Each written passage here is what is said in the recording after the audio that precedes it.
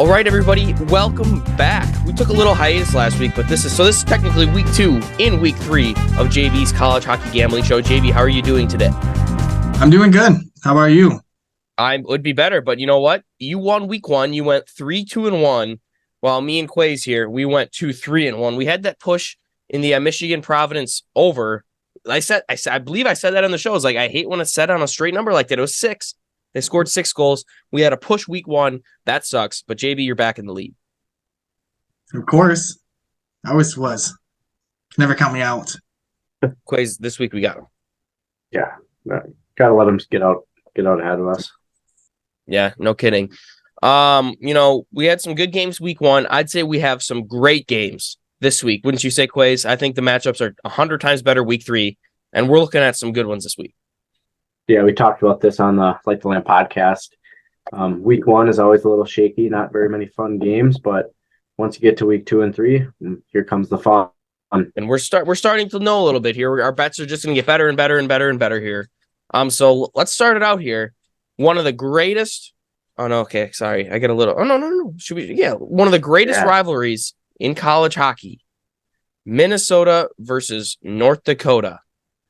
This one is going to be at the Ralph, but Minnesota's still favored. So take that as you will. Even just straight money line, Minnesota's favored. Now, you guys, I can see this one going either way. 4 out of the last 5 games between these two teams have been decided by 1 goal, and 2 of those needed overtime to end it all. So, JB, where do you see this one going? What lines you taking here? All right, I'm starting off. I'm taking North Dakota plus 1.5. Okay. Looking at their history that they've had, it's always been close games. And I think since it's at the Ralph, I think North Dakota does have that edge. The atmosphere there is crazy. I'm taking North Dakota plus 1.5 at minus 220. It's not great odds. But you get that. It's kind of hard to tell who's going to win this game. And then I'm also taking the under 6 in this game at minus 115. I think it's going to be a low scoring game. In the past, it's been low scoring, so I think it's still going to be low scoring this time. I like your analysis there. I think it's going to be a close game too. I could see a 1-goal game. For that matter, I'm going to take North Dakota, especially since it's at the Ralph. I think I took UND sweep actually on the podcast, so I'm going to stick with that. I like that. You're right. The odds aren't great. They're minus 220. If you lose that one, you ain't looking good, and if you win, you ain't making that much. But I think it's going to be a close game. These rivalry games are always close, no matter how good one team is. I'm going to take the over in this one. I think Jimmy Snuggerud might put up 4 goals himself. On the other note, though, against that pick, I mean, UND now has Person in net, and he was a beauty at Miami. We saw he shut out Wisconsin last Saturday. But that being said, I'm still taking the over here. I want to see a bunch of goals. This will be a fun game. Yeah, I wish we could go there and watch this game. That would be awesome. My opinion, the best rivalry in all of college hockey. So I'm going to go with North Dakota plus 1.5. Like you guys mentioned, going to be a close game like it always is.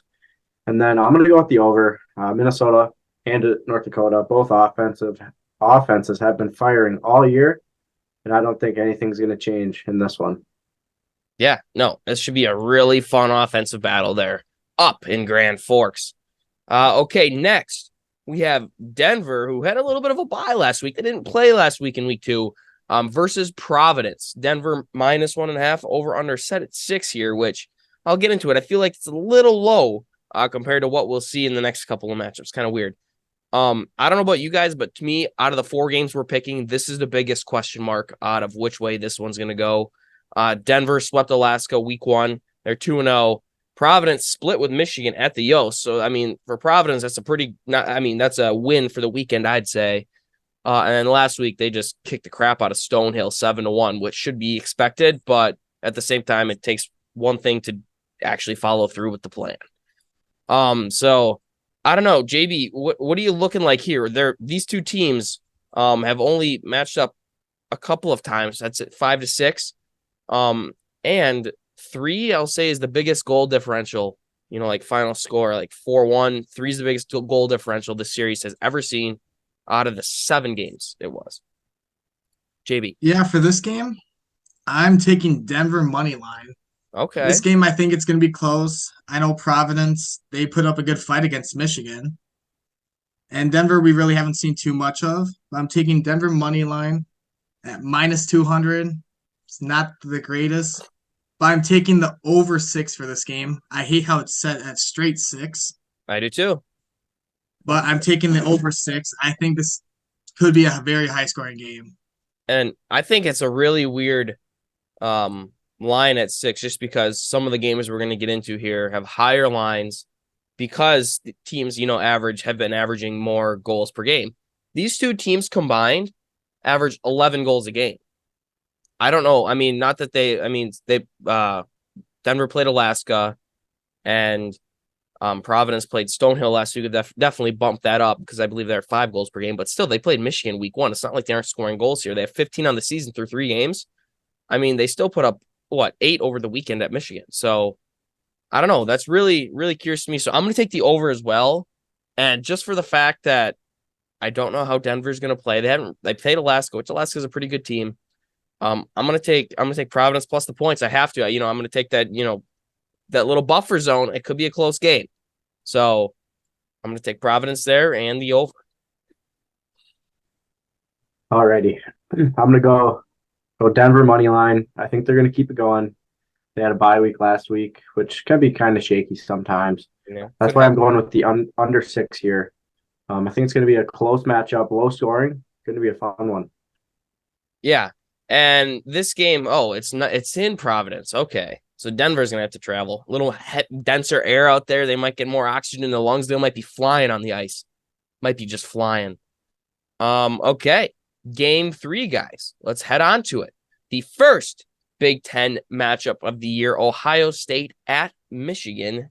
Michigan minus 1.5, over under 6.5. That's right. We bumped it up from 6.5. My major stat here, boys, is that this series has favored the home team in the past. The home team has won or tied 5 out of the last 6 games, so the road team has only won once. That being said, this game is at the Yost, Michigan. They did lose their home opener against Providence there, which, like I mentioned, we picked that one a couple weeks ago. So, Quays, let's start with you here. What do you think? And I will say, there's a reason this game is set so high, just like my last one where it was 11 goals, combined. This one's 7.5 between these two teams. So the 6.5 line makes a little bit more sense in this game. All right. I'm going to stick with the home team here. Nathan mentioned that the home teams have a little bit of an advantage in this one. They have in the past. So I'm going to go Michigan money line. I'm going to go with the under here, even though both teams like to score the puck. Ohio State struggled a little bit last weekend against Lindenwood, and Michigan also struggled on Saturday against who was that? UMass. Yep. Okay, JB. Yeah, I'm sticking with the home team too. I'm taking Michigan money line, and I'm also taking the under 6.5. I think 6.5 might be a little bit too much in this game. I could see this game being a 2-3 game. Yeah. Well, that's fair. And for that reason, too, I'm taking Michigan money line. I like the home team as well. I think Michigan's going to kick it in a full gear now that they're in some conference play. Not that, the series against Providence didn't matter, but Ohio State, that's a big rivalry, Michigan, Ohio State. It's good to see. And I think they're going to take it a little seriously here. And like you said, Ohio State kind of fumbled around last week, and they didn't really know what they were doing against a team they should have whomped. So yeah, I'm gonna take Michigan money line, and I might regret this one, but I'm gonna take the over.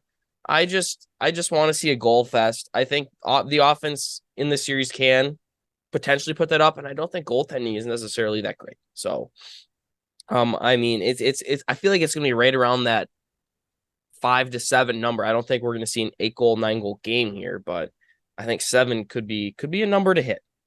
So I think that one's gonna be a close line actually. If it was 5.5, I think it would be an auto over, but I'm still taking it. Okay.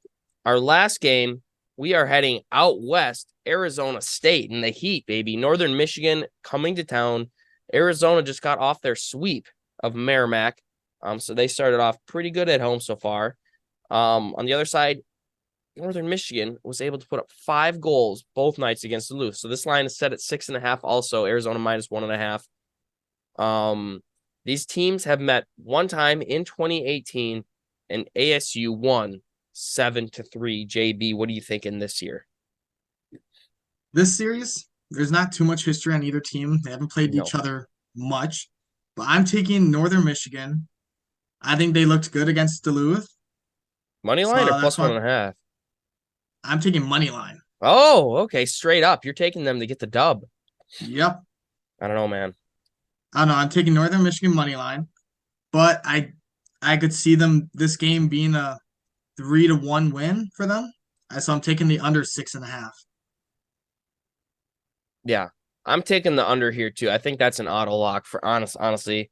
The only reason, I mean, it's because ASU, or I mean, excuse me, Northern Michigan they're averaging 5 goals a game because they scored 10 in Duluth last weekend. And I think that's kind of an anomaly that we're going to see here. So yeah, I'm taking the under for sure, especially with TJ Semptimphelter. Net, are you kidding? Northern Michigan is not going to score that many. Tej, love them. On the other side, I'm going to take Northern Michigan plus 1.5. I could see a close game here again. There's just a lot of unknowns this season. I'm taking that line as much as I can just to pray that there's some close games, and there have been so far this year. Yeah, I like those picks. I'm also going with the under 6.5 here. ASU has only scored 6 total goals all year. No, 5. 5 total goals all year. Even though Northern Michigan scored a lot against Duluth, a lot of them were on the power play. So I'll go ASU money line. They're a good team at home. Yeah. And I'll ride the ASU bandwagon. Do it. I should have, but I can't go back now. All right, ASU guys. hype train. It's a hype train. North Dakota's going to have to hop on it. That wraps up our show. It was a good one. We had to be on Zoom this week due to some difficulties. Potentially, that's okay. It'll get back. We'll get back in our studio soon. Our studio's under renovation. That's the problem. JB, any kind words for the fans before we head off? Let's make some money this weekend. Hit that like button and subscribe. Okay, like and subscribe. That didn't work. There was no.